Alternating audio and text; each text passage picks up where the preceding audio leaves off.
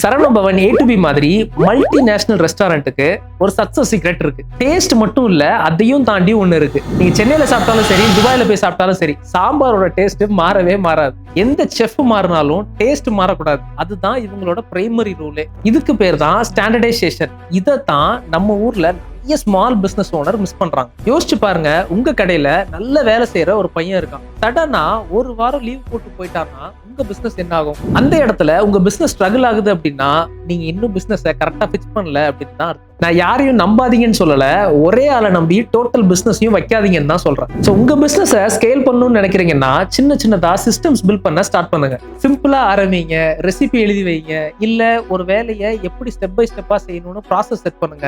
அப்போதான் யாரு வந்தாலும் வரலனாலும் உங்களோட குவாலிட்டி மாறாது. டேலண்ட்ஸை வச்சு கண்டிப்பா பிசினஸ் பண்ண முடியும், ஆனா சிஸ்டம் வச்சு தான் பிசினஸ் ஸ்கேல் பண்ண முடியும். அதே நேரத்துல தான் உங்க பிசினஸ் உங்க கண்ட்ரோல்ல இருக்கும்.